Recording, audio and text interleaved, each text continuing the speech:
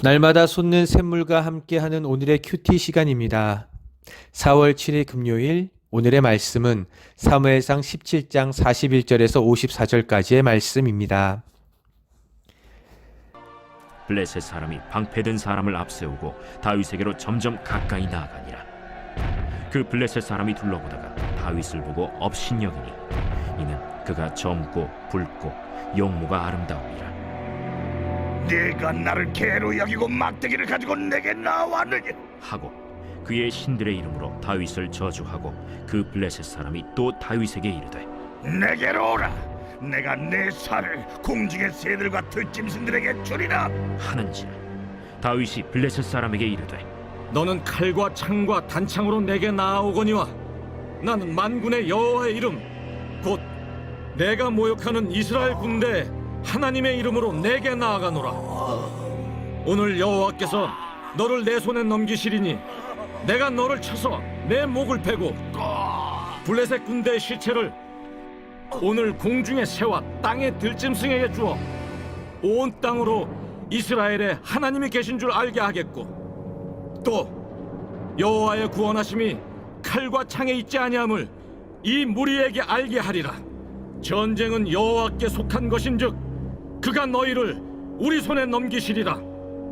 블레셋 사람이 일어나 다윗에게로 마주 가까이 올 때 다윗이 블레셋 사람을 향하여 빨리 달리며 손을 주머니에 넣어 돌을 가지고 물매로 던져 블레셋 사람의 이마를 치매 돌이 그의 이마에 박히니 땅에 엎드러지니라. 다윗이 이같이 물매와 돌로 블레셋 사람을 이기고 그를 쳐 죽였으나 자기 손에는 칼이 없었더라. 다윗이 달려가서 블레셋 사람을 밟고 그의 칼을 그 칼집에서 빼내어 그 칼로 그를 죽이고 그의 머리를 베니 블레셋 사람들이 자기 용사의 죽음을 보고 도망하는지라. 이스라엘과 유다 사람들이 일어나서 소리 지르며 블레셋 사람들을 쫓아 가이와 에그론 성문까지 이르렀고 블레셋 사람들의 부상자들은 사라임 가는 길에서부터 가드와 에그론까지 엎드러졌더라. 이스라엘 자손이 블레셋 사람들을 쫓다가 돌아와서 그들의 진영을 노략하였고 다윗은 그 블레셋 사람의 머리를 예루살렘으로 가져가고 갑주는 자기 장막에 두니라. 다윗과 골리앗 그들은 싸우기 전에 서로 논쟁을 합니다. 골리앗은 교만하였고 다윗을 보자 업신여겼습니다. 골리앗이 다윗의 체구를 보았을 때 그는 아직 어려서 힘이 있을 것 같지 않습니다. 붉고 용모가 아름다웠으며 전장에서 싸우는 자와는 거리가 멀어 보였습니다. 그리고 다윗의 장비를 보고는 분노합니다. 다윗에게 보여지는 장비는 막대기 하나가 전부입니다. 물매와 돌을 넣은 주머니는 아예 보이지도 않았을 것입니다. 전쟁에 싸우러 나온 이스라엘의 대표자가 아무 준비도 없이 나오자 그는 말합니다. 내가 나를 개로 여기고 막대기를 가지고 내게 나아왔느냐? 골리앗은 자신의 승리를 확신합니다. 그리고 그들의 신의 이름으로 다윗을 저주하며 내가 내 고기를 공중의 새들과 들짐승에게 주리라 라고 말합니다. 자신의 힘으로, 자신이 가진 힘으로 너를 멸하겠다는 겁니다. 이에 다윗이 답변합니다. 45절 말씀입니다. 다윗이 블레셋 사람에게 이르되 너는 칼과 찬과 단창으로 내게 나아오거니와 나는 만군의 여호와의 이름 곧 내가 모욕하는 이스라엘 군대의 하나님의 이름으로 내게 나아가노라. 다윗의 말에는 자신의 위용을 말하는 허세가 전혀 없었습니다. 하나님에 관하여 말하는 것이 전부였습니다. 그는 자신의 권위를 하나님으로부터 받았음을 말합니다. 나는 여호와의 이름, 이스라엘 군대의 하나님의 이름으로 내게 나아가노라. 그렇습니다. 의지하는 것이 다릅니다. 믿는 것이 다릅니다. 골리앗은 자신의 힘으로 그리고 칼과 창을 의지하며 나오지만 다윗은 만군의 여호와 하나님의 이름으로 나아갑니다. 하나님을 의지하고 있습니다. 다윗은 승리를 하나님께 맡겼습니다. 46절 말씀입니다. 오늘 여호와께서 너를 내 손에 넘기시리니 내가 너를 쳐서 내 목을 베고 블레셋 군대의 시체를 오늘 공중의 새와 땅의 들짐승에게 주어 온 땅으로 이스라엘에 하나님이 계신 줄 알게 하겠고.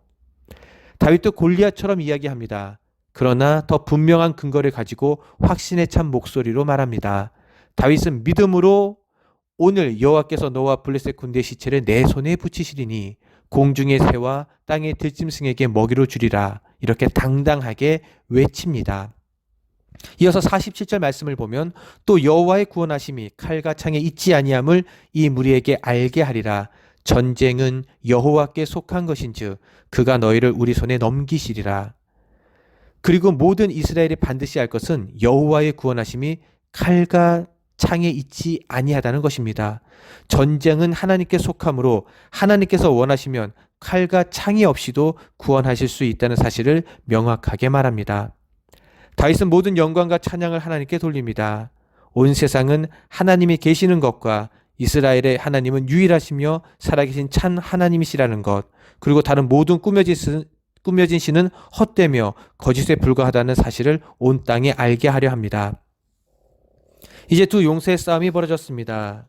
블레셋 사람은 마치 난쟁이와 싸우는 듯하였고 다윗에게로 마주 가까이 나왔을 때 그는 청동과 철로 씌운 태산이 움직이는 것 같았을 것입니다.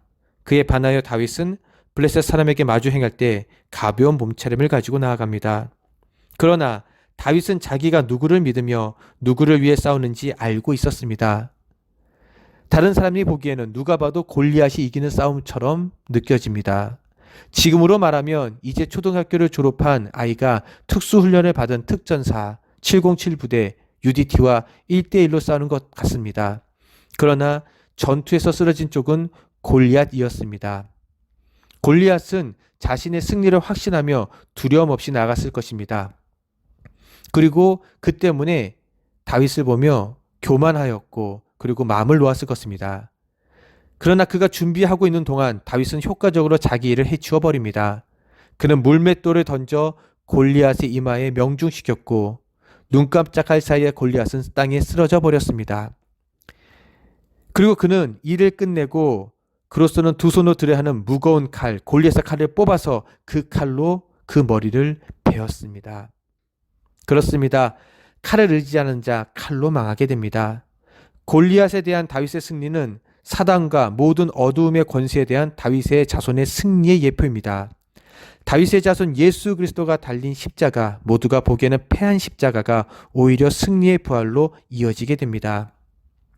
예수님은 정사와 권세를 벗어버려 밝히 드러내셨습니다. 그리고 우리 역시 예수님을 통하여 승리자가 되었습니다. 이제 골리앗과 함께 블레셋 군대도 패배합니다. 그들은 전적으로 용사인 골리앗 힘만 믿고 있었으므로 골리앗이 죽임당하는 것을 보았을 때 완전히 기가 꺾이고 대항할 생각을 하지 못하고 도망치게 됩니다. 이것에 힘을 얻은 이스라엘 사람들은 일어나서 소리 지르며 블레셋 사람들을 쫓았습니다. 그리고 이스라엘 사람들은 그 블레셋 사람들의 진영을 노략합니다. 방금 전까지만 하더라도 무서워 숨어 나오지도 못하던 이스라엘 백성들이 이제는 도망가는 블레셋 사람을 칩니다. 사망의 어둠에 무서워하던 인생이 예수님의 십자가 승리로 생명을 구원을 얻음 같은 극적인 역전승이었습니다. 이것이 하나님께서 계획하시고 이루신 승리입니다. 말씀을 정리하도록 하겠습니다. 다윗이 골리앗을 대적할 수 있었던 근거는 여호와의 이름을 의지하고 전쟁에 임했기 때문입니다. 여호와 하나님께서 함께 하실 것을 믿는 신앙은 신앙인으로서 하여금 담대하게 할 수 있습니다. 이는 성도들의 무기가 결코 육체가 될 수 없고 오직 하나님만이 우리의 영원한 도움이시고 그 이름에 승리가 있음을 보여줍니다. 그리고 이러한 승리는 예수님의 십자가 승리의 표징이 되어집니다. 그리고 대적하는 자의 최후가 어떠한지 볼 수 있습니다. 하나님을 대적하는 자는 실로 비참하게 됩니다. 자신의 힘, 자신의 칼을 의지한 자, 자신의 힘을 의지한 골리앗은 결국 망하게 되었습니다. 골리앗과 다윗의 싸움은 세상을 의지하는 자들과 하나님만을 의지하는 자의 영적 싸움을 상징하고 있습니다. 그리고 이 싸움의 승리는 결국 하나님을 의지하는 자에게 돌아가는 것이 필연적입니다. 그리고 이는 하나님의 계획인 십자가의 승리로 완전하게 나타나게 되었습니다. 예수님을 모르며 모욕하는 자, 핍박하는 자들의 결국은 골리앗과 같습니다. 이제 세상을 의지하며 자신의 힘을 의지하는 자들에게 오히려 더 담대하게 하나님의 높으신 이름을 나타내며 선포하는 주님의 자녀들이 되길 바라며 우리 안천교회 성도님들이 하나님의 이름으로 나아가며 승리하는 삶을 살아가기를 주님의 이름으로 축원합니다. 이제 마음의 소원을 가지고 드리는 개인 기도 제목과 속한 공동체, 한국교회 그리고 세계 열방을 위하여 기도하는 시간을 가지기 바랍니다. 함께 주기도문 하심으로 오늘의 예배를 마칩니다. 하늘에 계신 우리 아버지, 아버지의 이름을 거룩하게 하시며 아버지의 나라가 오게 하시며 아버지의 뜻이 하늘에서와 같이 땅에서도 이루어지게 하소서. 오늘 우리에게 일용할 양식을 주시고 우리가 우리에게 잘못한 사람을 용서하여 준 것 같이 우리 죄를 용서하여 주시고 우리를 시험에 빠지지 않게 하시고 악에서 구하소서. 나라와 권능과 영광이 영원히 아버지의 것입니다. 아멘.